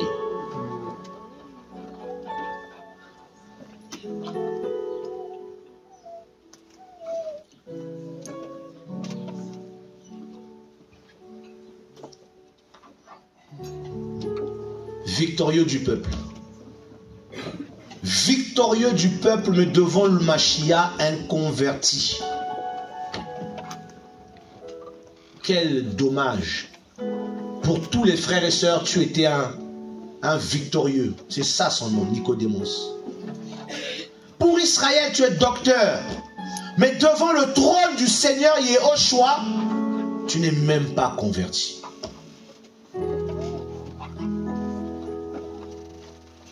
Tu es venu avec des louanges.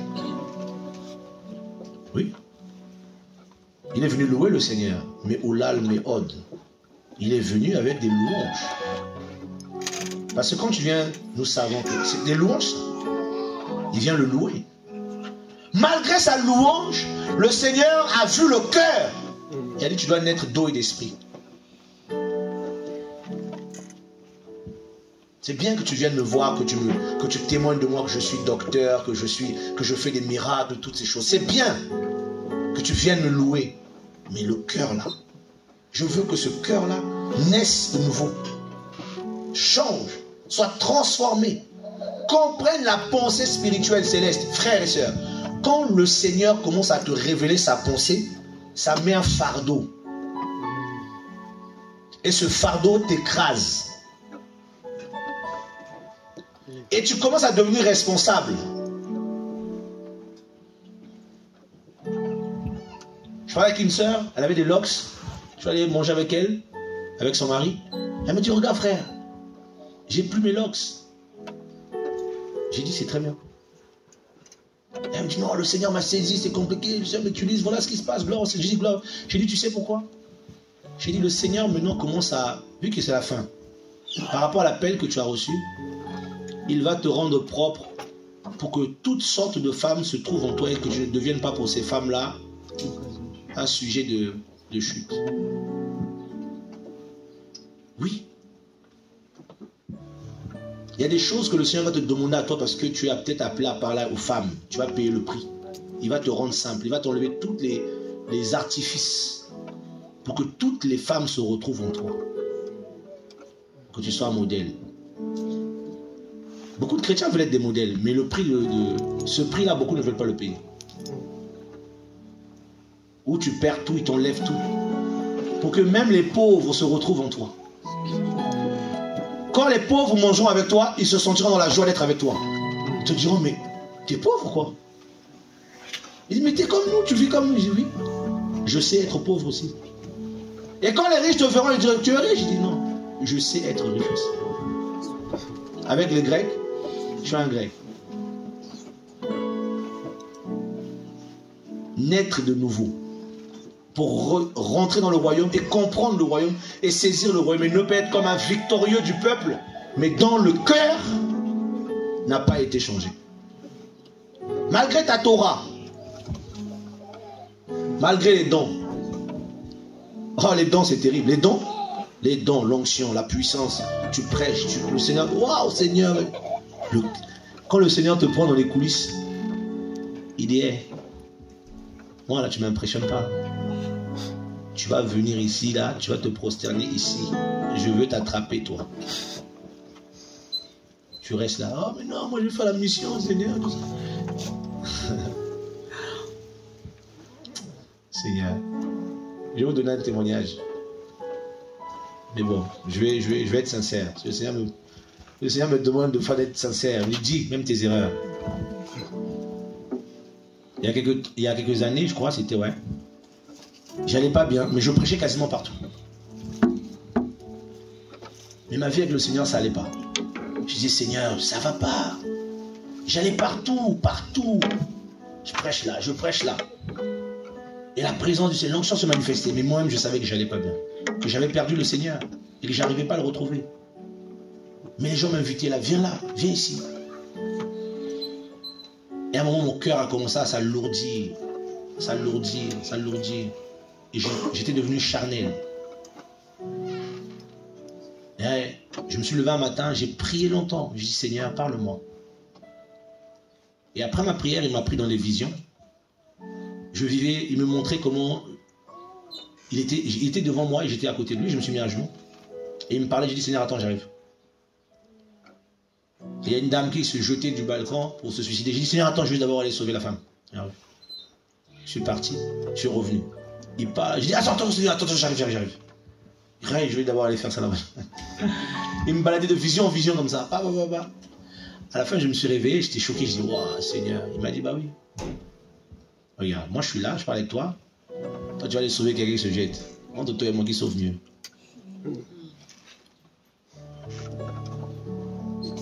Et après, quand c'est comme ça, sur les temps de brisement, de souffrance, pour te ramener. Ramener ton cœur parce que tu commences à te perdre. Mais les chrétiens disent Amen, Alléluia. Ils disent Alléluia, encore la parole, gloire au Seigneur. Mais toi-même là, tu te perds dans ton gloire au Seigneur les autres. Victorieux du peuple. Mais devant le Seigneur, perdu du peuple. Parce que la relation là, c'est parti. Le cœur d'enfant, le désir est parti. On s'assoit là, on prie. On sait ce que c'est prier. C'est une tâche qu'on fait depuis des années. On sait le faire. Mais c'est plus auréolé, c'est plus tenté d'un désir profond, d'un amour véritable. L'amour d'un plus grand homme se refroidira. Nous y sommes et ne pensez pas que c'est seulement réservé aux autres parce qu'ils n'ont soi-disant pas la vérité. La vérité, c'est au choix. Si tu le perds, tu as perdu la vérité.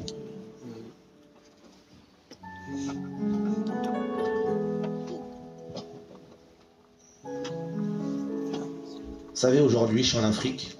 Des fois, je suis seul. C'est plus comme en France. On avait les voitures, tu peux prendre la voiture, tu vas aller voir, tu vas aller là. Non. Je vais quasiment plus dans les assemblées. C'est quand seulement ça me met à cœur de faire des trucs que je fais. Tu es seul. Mon téléphone même ne sonne plus comme avant. Tu es seul. Je suis à la maison. Tu descends. Je vais au poulailler. Je remonte. Je m'allonge. Tu parles un peu en langue. Des fois, tu es fatigué. Tu dis, ah, tu ouvres un passage. Tu dis, ça, j'ai déjà lu ça. Oh. Tu commences à, tu vois, comme une dépression. Ça veut dire, ah, ça, j'ai déjà lu ça. Ça fait des années, je lis ça. C'est bon, c'est bon. Ah, ça fait longtemps que j'ai fait les Shalabakala aussi, c'est bon, je suis fatigué. Toujours les mêmes parlants, les mêmes prophéties. Mais au bout d'un moment, je dis Seigneur, genre quelques jours, ouais, tac, il vient te saisir. Son amour vient, tu commences à pleurer. Après, tu dis merci Seigneur. Petite étincelle. Tu dis tu es toujours là. Et bah tu vas commencer à prendre goût à être seul. Pas grave. Que les hommes soient là, qu'ils ne soient pas là, Elohim est là. Et ta relation avec le Seigneur, bah, il faut l'entretenir.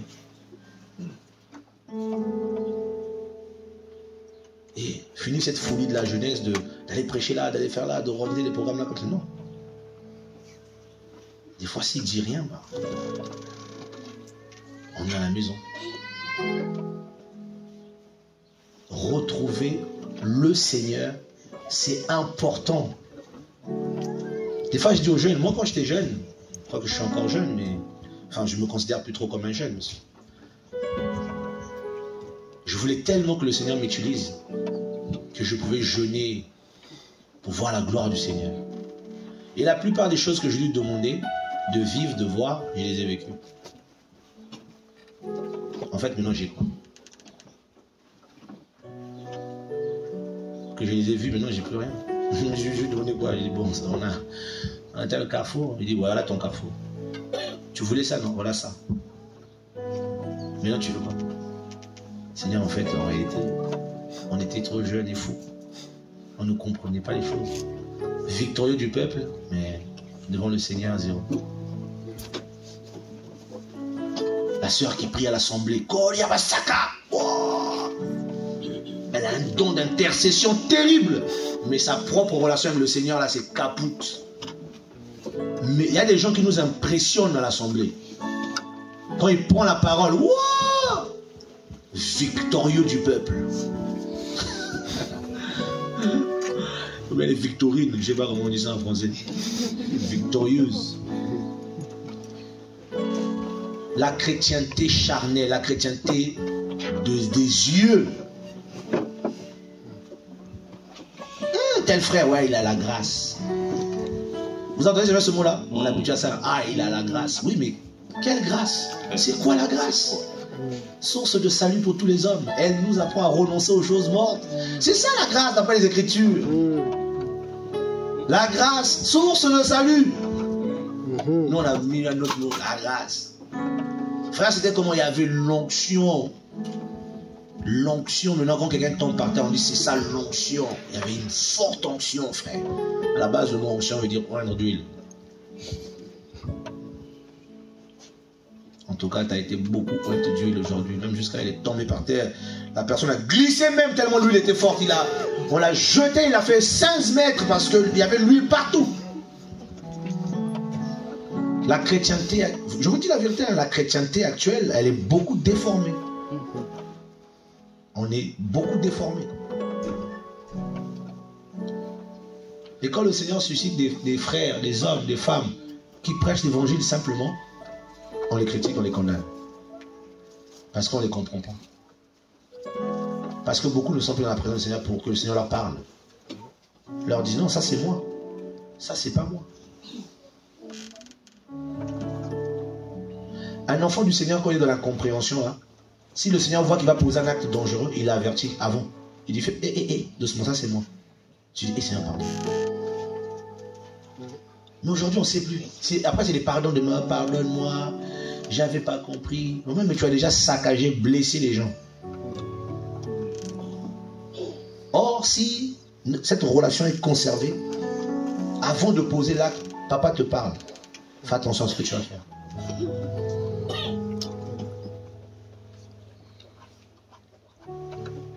Victorieux du peuple. Mais devant Yehoshua, il n'y avait pas d'eau, il n'y avait pas d'esprit. C'est pas malheureux. Docteur d'Israël. Mais devant le docteur des docteurs, il a raté son doctorat. Malgré ses louanges, malgré les paroles avec lesquelles il est venu. Le Seigneur l'a dit non, tu as échoué, tu as échoué. Je ne te valide pas. Waouh, mais Seigneur, le réveil, on vit le réveil, j'évangélise, les âmes sont touchées. Oui, mais ça c'est moi. Ça c'est moi, ça. Parole de connaissance, Seigneur, les malades sont guéris. Oui, mais ça c'est pas toi, ça c'est encore moi. Tu ne peux pas te glorifier des choses qui viennent de moi. Ça c'est mes affaires à moi. Toi tu veux prendre, c'est ma voiture, rends-moi ça, c'est pas à toi. Seigneur, mais n'avons-nous pas prophétisé? N'avons-nous pas? Ouais, le dernier jour, les gens ils vont venir proposer au Seigneur ce qu'ils ont fait. Mais ils ne peuvent pas être sauvés par ces œuvres-là. Parce que c'est les œuvres qui viennent du Seigneur et non d'eux. Ce qui devait venir d'eux, c'était leur cœur qu'ils devaient offrir au Seigneur. Et il dit, je ne vous ai jamais connu. Retirez-vous de moi. Vous qui pratiquez la violation de la Torah. Vous la pratiquez. Moi, je ne vous ai jamais connu. Mais on a prophétisé en ton nom. Chassé les démons. Il y a eu des miracles. J'ai fait des campagnes de séminaire. Il y a des aveugles. Oui. Mais ça, c'est mes affaires à moi. Mais moi, ton cœur, je ne l'ai jamais vu chez moi.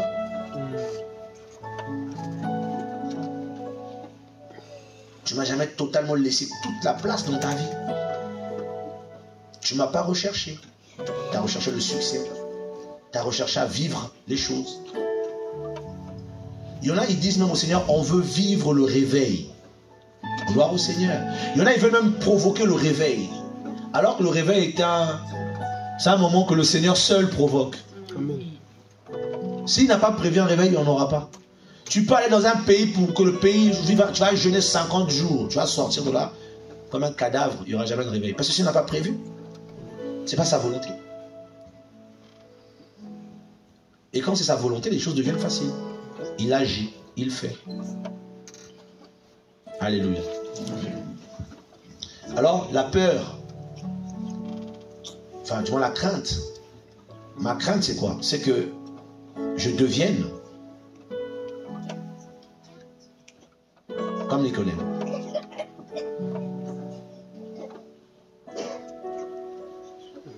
Être disqualifié. Une fois, une sœur m'a dit une phrase, je pense que je ne l'oublierai jamais de ma vie. Elle a dit, le Seigneur est le seul patron Quand il te vire, tu continues à travailler. Cette phrase m'a choqué. Il t'a viré, mais tu viens toujours au boulot. Et tu continues à faire ton travail, mais tu es viré.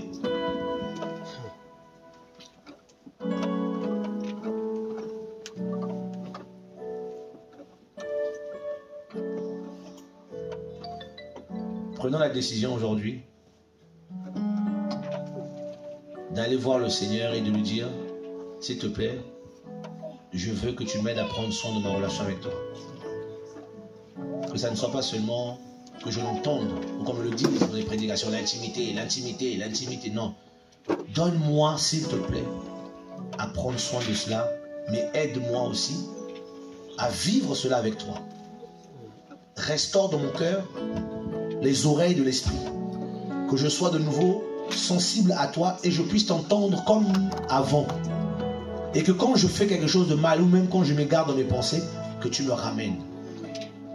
Restaure, Seigneur, cette vie de prière que j'avais. Pas celle que j'ai développée des années après dans la vie chrétienne parce que j'ai l'habitude de prier. Mais celle qui était remplie d'un désir de te voir et de te connaître. Restaure ma relation d'amour avec toi. Ramène-moi au jour des premiers jours. Ramène-moi quand je te suivais dans le désert. Redonne-moi la vallée d'Accord. Redonne-moi les fleuves. Redonne-moi, Seigneur, cette présence qui me donnait la force de rigoler quand j'étais triste. Qui me donnait la force de chanter même quand tout n'allait pas bien. Cette présence qui m'empêchait de faire des dépressions parce que je savais que tu étais là. Et qu'au début de toute chose, je pouvais m'appuyer sur toi. Redonne-moi, Seigneur Yehoshua, de prendre plaisir encore de boire les paroles qui sortent de ta bouche. Redonne-moi encore ce cœur amoureux, ce cœur qui va te chercher, ce cœur qui dit papa, je ne veux que toi. Ce cœur qui va mettre de côté les ambitions de l'œuvre, les ambitions du ministère, les ambitions d'être vu, les ambitions d'être connu, les ambitions que tout le monde pense des bien choses de nous, d'être les victorieux du peuple. Donne-moi ce cœur pour la vérité, pour la justice. Donne-moi ce cœur quand est-ce qu'elle prie, est-ce qu'elle adore. Tu ne peux pas résister, tu viens et tu mets le sceau de ton amour dans mon cœur, dans ma pensée, dans mon esprit, de sorte que mes larmes coulent et que je ne sais plus quoi te dire. Et je te dis, lis même dans mes larmes, il y a des messages qui te concernent, Yehoshua, parce que je t'aime, Père. Remets cet amour dans mon esprit. Remets ce cœur à cœur avec toi, homme de Galilée. Remets l'amour ineffable dans mon esprit. Quelles que soient les épreuves que j'ai connues, quels que soient les abandons que j'ai connus, quelles que soient les traîtrises que j'ai subies, que rien ne vienne m'enlever le prix de la course. Avant d'avoir eu ce que j'ai, j'étais d'abord toi. Reprends ta place, replace le trône de ta gloire dans mon cœur, dans ma pensée. Dis à Satan de partir, dis aux soucis de la vie de partir, dis à toutes les choses qui m'ont pollué, qui me polluent, de sortir. Parce que ce temple est ta maison. Reprends le droit de ton bien. Seigneur, assieds-toi sur le trône de mon cœur et règne. Et ramène-moi de nouveau, Yehoshua, dans les jardins de nos amours. Et enivre-moi des parfums de ta présence. Ramène-moi le plus important, Saint-Iléoué, c'est que je sois dans ta présence et que mon esprit soit fécondé de ta présence et que ma vie soit dirigée vers un seul chemin, le chemin du trône. Qu'est-ce qu'un homme gagnerait-il? Marie-Lori, qu'est-ce que je gagnerais si tout le monde connaissait mon nom, si tout le monde m'appréciait?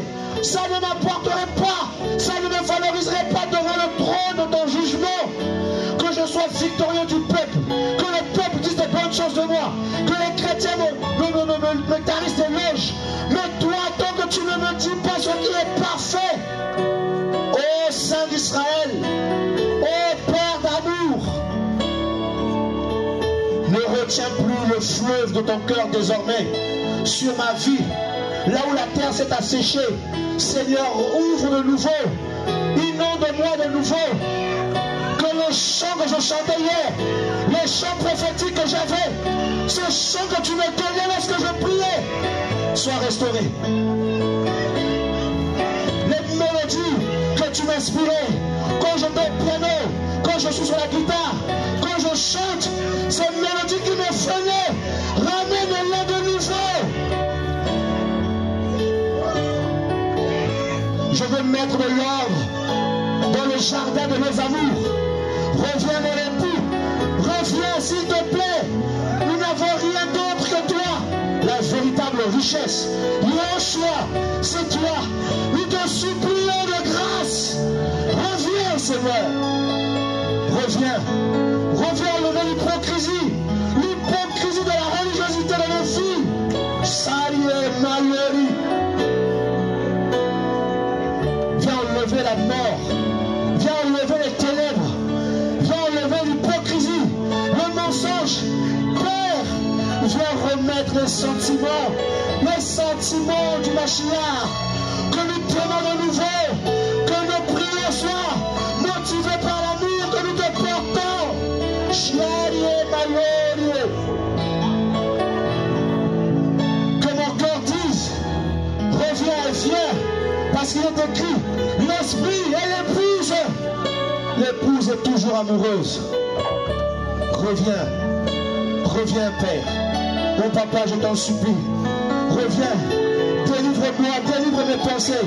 Délivre-moi de la religiosité, Seigneur. Délivre-moi de l'orgueil de mon cœur, Seigneur. Délivre-moi de la distraction de ce temps. Délivre-moi, Seigneur. Restaure-moi, Seigneur. Reviens, Seigneur. Je veux te voir encore. Je veux juste te parler, m'entretenir avec toi, entendre ta voix, être amoureux de toi. C'était ça l'idée, c'était ça au début. C'était pas l'appel, c'était pas l'apostolat, c'était d'abord ça, Père. Oh oui, sa nuée, la nuée du Seigneur. Je veux rentrer de nouveau dans cette nuée. Restons le cœur. Tu as été blessé. Les hommes t'ont tellement blessé. Et ton cœur s'est endurci. Les hommes t'ont tellement méprisé, minimisé. Et ton cœur est devenu dur. Toutes ces paroles de condamnation t'ont endurci, t'ont blessé, t'ont cassé. Mais le Père veut restaurer les cœurs. Église, c'est ça. Sali Milori. Je te veux dans ma présence, ma fille. C'est dans ma présence, c'est là que je te parlerai. Là, je veux ton cœur parce que je veux que tu portes le fardeau. Je veux que tu sois ma bouche. Je veux t'avertir pour que tu avertisses les autres. Mais je te veux dans ma présence. C'est à ton cœur que je veux parler. C'est à ton cœur que je veux donner. C'est à ton cœur que je veux me révéler. C'est ton cœur que je veux toucher. Ainsi tu me suivras partout. Tu me suivras comme la Vierge. Tu me suivras partout.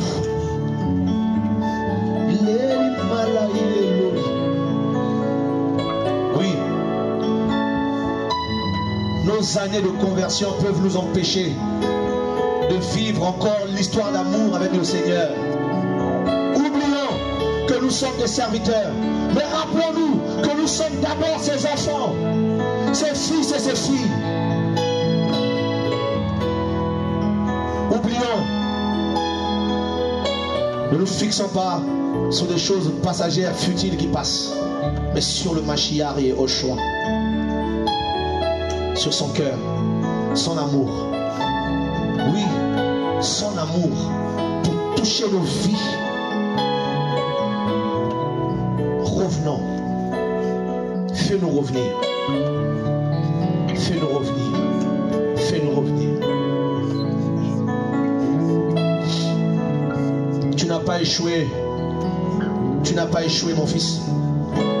Tu n'as pas échoué. C'est d'abord l'amour, le salut. Tu n'as pas échoué. Tu n'as pas échoué. Oui, le Seigneur connaît ta solitude. Tu as subi l'abandon. Le Seigneur te dit, mon serviteur, mais il t'aime.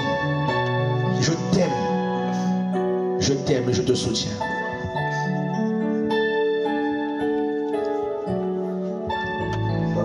C'est une histoire d'amour. Avant toute chose, une histoire de rencontre. Oui, tout ce que nous avons connu, les combats, les abandons, les trahisons, les soucis. Mais l'histoire est basée sur deux cœurs, toi et Yehoshua. C'est d'abord une histoire d'amour. Nos vies, c'est d'abord une histoire d'amour. L'Élohim de gloire a tant aimé le monde qu'il a donné. Il a d'abord tant aimé. C'est une histoire d'amour. Une histoire d'amour. Seigneur, merci pour ta présence.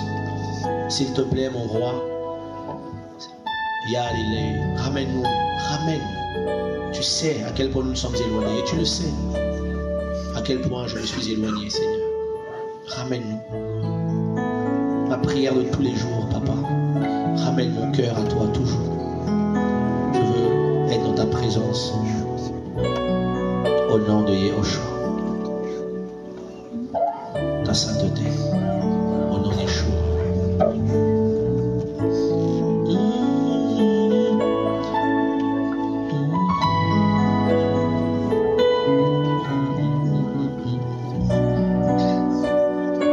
Merci mon roi.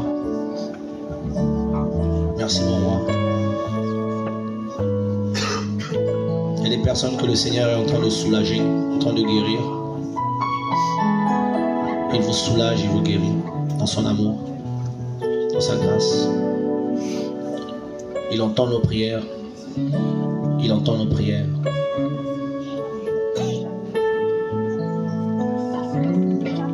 Alléluia. Merci pour ton amour, Papa. Merci pour ton esprit.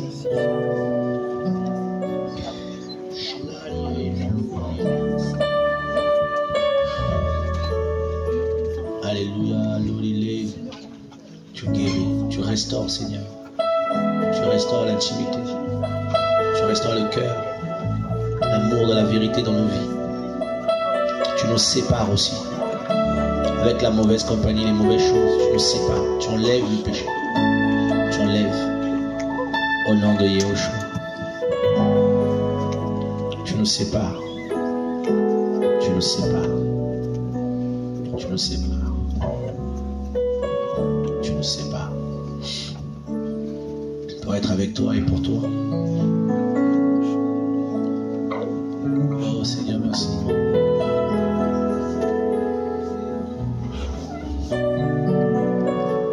Merci Seigneur.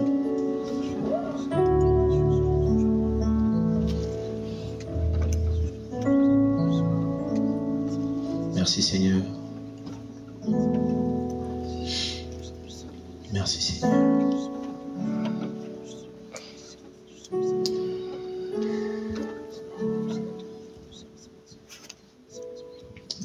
Wow, alléluia. Que le Seigneur nous restaure, fortifie notre foi. Gloire au Seigneur, merci. Au Seigneur et à